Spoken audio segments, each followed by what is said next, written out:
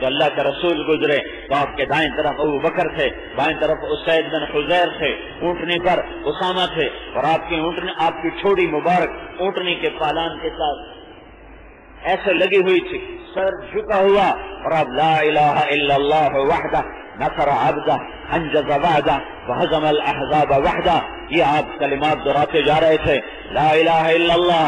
آج اللہ کی توحید سامنے آ گئی، آج قریش کو پتا چل گیا کہ اللہ ایک ہی ہے، احد ہے، صمد ہے، قادر ہے، عزیز ہے، جبار ہے، متکبر ہے، مہیمن ہے، فعال لما یرید ہے، یفعل ما یشاء ہے۔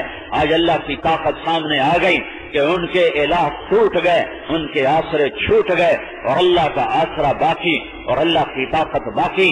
لا الہ الا اللہ وحدہ، ایک اللہ ہے، اللہ کے سوا کچھ نہیں۔ یہی کلمے کا سبق ہے کہ دل میں اللہ کو اتارو۔ آج اس نے اپنے بندے کی مدد فرمائی۔ قریب سے گزرے، ابو سفیان نے دیکھا کہ یا رسول اللہ الیوم یوم الملحمہ، کیا آج خون بہانے کا دن ہے؟ تو آپ نے کہا نہیں، الیوم یوم المرحمہ، آج تو رحم کرنے کا دن ہے۔ تو ابو سفیان نے کہا آپ کے جھنڈے والا کہتا جا رہا ہے الیوم یوم الملحمہ۔ تو ابو بکر کہنے لگے یا رسول اللہ، ساتھ گرم طبیعت کے ہیں، ہمیں ڈر ہے کہیں تلوار چلانے میں تیزی نہ فرمائیں، آپ ان سے جھنڈا واپس لینے، جھنڈا کسی اور کو دیں۔ تو قربان جاؤں اپنے نبی کی فراست پر، آپ نے سوچا جس کو بھی دوں گا سعد کا دل خراب ہوگا، تو آپ نے سعد کے بیٹے کو بلایا، قیس بن سعد بن عبادہ، فرمایا جاؤ اپنے باپ سے کہو جھنڈا تیرے حوالے کر دے۔ تو باپ کو دیتے ہوئے، بیٹے کو دیتے ہوئے تو باپ کو خاص تکلیف نہیں ہوتی ہے۔ تو قیس آئے کہ ابا اللہ کے نبی فرما رہے ہیں کہ جھنڈا مجھے دے دیا جائے۔ تو چونکہ یہ جھنڈا کوئی دنیاوی منصب نہیں تھا، یہ نبوت کی طرف سے ملا ہوا اعزاز تھا، تو باپ بھی بخیل بن گئے، کہنے کے نہیں دوں گا، جاؤ پہلے کوئی نشانی لے کر آؤ کہ واقعی تمہیں اللہ کے نبی نے بھیجا ہے۔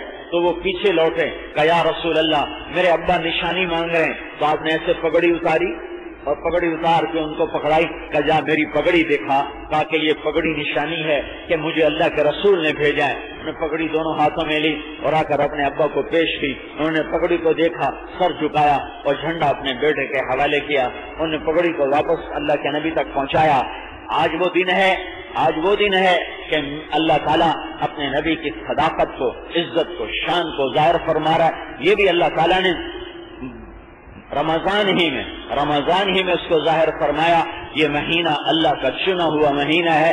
رمضان کا مہینہ 12 مہینوں میں ایسے ہے جیسے یوسف علیہ السلام 12 بھائیوں میں، یعقوب علیہ السلام کے 12 بیٹے، اللہ تعالیٰ کے 12 مہینے، محرم بھی اللہ کا، سفر بھی اللہ کا، ربیع الاول بھی اللہ کا، ربیع الثانی بھی اللہ کا، جمادی الاولی بھی اللہ کا، جمادی الثانی بھی اللہ کا، رجب بھی اللہ کا، شعبان بھی اللہ کا، شوال بھی اللہ کا، ذوالقعدہ بھی اللہ کا، ذوالحج بھی اللہ کا، اور رمضان بھی اللہ کا۔ یعقوب علیہ السلام کے 12 بیٹے، بنیامین بھی یعقوب کا اور باقی 10 بھی یعقوب تھے، اور یوسف بھی یعقوب کا۔ لیکن یوسف علیہ السلام جیسے 12 بھائیوں میں نمایاں تھے یعقوب علیہ السلام کی اولاد میں، ایسے ہی میرے اللہ کے 12 مہینوں میں یہ رمضان کا مہینہ نمایاں جیسے یوسف علیہ السلام کا کرتا یعقوب علیہ السلام کی آنکھوں کو لگا تو بینائی واپس آئی، ایسے ہی رمضان کو صحیح گزارنے والا اس کے دل پر آئے ہوئے پردے اور اندھیر پن اور اندھا پن وہ دور ہو جاتا ہے اور دل کی آنکھیں روشن ہو جاتی ہیں اگر رمضان کا مہینہ صحیح گزر جائے۔ اگر رمضان کا مہینہ صحیح گزر جائے تو جیسے یعقوب علیہ السلام کے سر کی آنکھیں روشن ہوئی، ایسے روزہ رکھنے والے کی دل کی آنکھیں اللہ تعالیٰ روشن فرما دیتا ہے۔ باقی بھائیوں کے کرتے سے بینائی واپس نہیں آئی۔ یعقوب علیہ السلام نے جو ہی قافلہ نکلا مصر سے تو یعقوب بولے انی لاجد ریح یوسف لولا ان تفندون، مجھے اگر تم پاگل نہ ٹھہراؤ تو مجھے یوسف کی خوشبو آ رہی ہے، آج خوشبو آ رہی ہے۔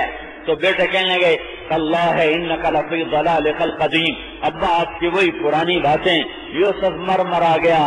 فلما ان جاء البشیر فالقاہ علی وجہہ فارتد بصیرا، پھر وہ قافلہ پہنچا اور اس میں یوسف کا کرتا، یہ یوسف علیہ السلام کا یہ کرتا، یہ وہ کرتا ہے جو ابراہیم علیہ السلام کو اللہ تعالیٰ نے آگ کے ڈھیر پر پہنایا تھا۔ یہ کرتا وراثت میں آ رہا تھا، جس دن ابراہیم علیہ السلام جس دن یوسف علیہ السلام کو لے کر چلے بھائی تو یعقوب علیہ السلام نے یہ کرتا اپنے بیٹے کو پہنایا برکت کے لیے، حفاظت کے لیے کہ دل دھک دھک کر رہا تھا کچھ ہو نہ جائے، کچھ ہونے والا تھا تو نبی کو کھٹک رہا تھا کہ کچھ ہو جائے گا، اور وہ ہو گیا وہی کرتا کہ جاؤ میرے باپ کی آنکھوں پہ لگاؤ، ان کی بینائی واپس آئے گی۔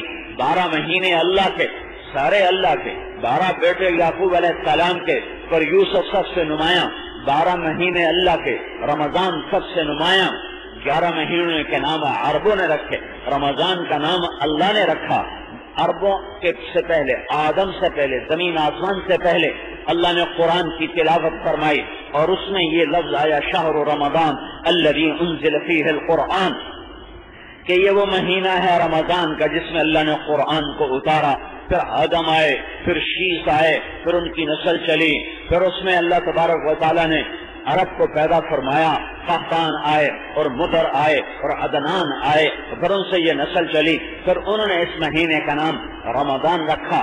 اللہ نے اس کا نام رمضان کیوں رکھا؟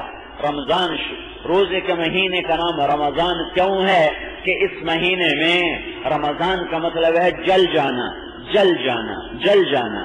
تو رمضان کو، روزے کے مہینے کو رمضان کیوں کہتے ہیں؟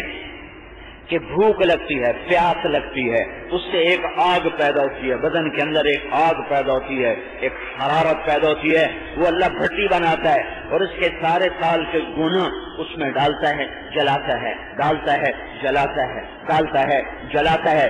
سارے سال کے کیے ہوئے گناہ، 330 دن کے کیے ہوئے گناہ اللہ تعالیٰ رمضان کے روزوں میں چلتے چلتے چلتے 29 کو سارے گناہ جلا دیتا ہے اور بندے کو صاف کر دیتا ہے، اور انسان یوں ہوتا ہے جیسے آج ماں کے پیٹ سے نکلا ہو۔ تو رمضان میں چونکہ گناہوں کو جلا دیا جاتا ہے اس لیے اس کو کہا جاتا ہے رمضان۔ رمضان اس مہینے کو یوسف سے مشابہت ہے، اور یوسف علیہ السلام کی ساری جوہد کا خلاصہ 2 باتیں ہیں، اور رمضان کی محنت کا خلاصہ بھی 2 باتیں ہیں۔ یوسف علیہ السلام نے جب ساری گھاٹیاں گزاری اور ان کے بھائی ان کے سامنے ذلیل ہو کر آئے تو انہوں نے ایک جملہ بولا، انہو من یتق ویصبر فإن اللہ لا یضیع اجر المحسنین۔ میرے بھائیو، جو تقوی اور صبر اختیار کرتا ہے اللہ اسے کبھی ضائع نہیں کرتا۔ میرے اللہ نے کہا کتب علیکم الصیام کما کتب علی الذین من قبلکم، تم پر روزے فرض ہیں جیسے پہلوں پر۔ کیوں رکھو روزے؟ تاکہ تم تقوی والے بن جاؤ۔ یوسف علیہ السلام کا سبق من یتق لعلکم تتقون، اور یوسف علیہ السلام کا سبق ویصبر، جو صبر کرے۔ میرے نبی نے فرمایا یہ مہینہ صبر کا ہے، یہ مہینہ صبر کا ہے، شہر صبر، یہ صبر کا مہینہ ہے۔ کیسا صبر کرو؟ فَإِذَا صَابَكَ أَحَدٌ، بھوک پیاس تو آدمی آسانی سے برداشت کرتا ہے، بےعزتی برداشت نہیں ہوتی۔ میرے نبی نے فرمایا کوئی تمہیں چٹی ننگی گالیاں نکالے، تمہیں گالیاں نکالے تو تم جواب میں کہو میرا روزہ ہے، میرا روزہ ہے۔ یہ صبر کا مہینہ، یوسف علیہ السلام کا سبق صبر اور تقوی، اور روزے کا سبق صبر اور تقوی۔ یوسف علیہ السلام تقوی اور صبر پر کامیاب ہوئے، اور روزہ بھی صبر اور تقوی اگر پیدا کر دے گا تو یہ بھی کامیاب ہوگا۔ یوسف علیہ السلام تقوی اللہ سے جوڑنے کا سبب ہے، صبر لوگوں سے جوڑنے کا سبب ہے۔ اللہ کے دربار میں مقام کے لیے تقوی کی ضرورت ہے، لوگوں کے دلوں میں جگہ بنانے کے لیے صبر کی ضرورت ہے، لوگوں کے دلوں میں جگہ بنتی ہے صبر کے ذریعے، اور اللہ کے دربار میں مقام بنتا ہے تقوی کے ذریعے۔ یوسف علیہ السلام کا صبر چلا، جب بھائیوں نے ہیلے بہانے سے ما لک لا تأمنا علی یوسف وإنا له لناصحون ارسلہ معنا غدا یرفع ویلعب،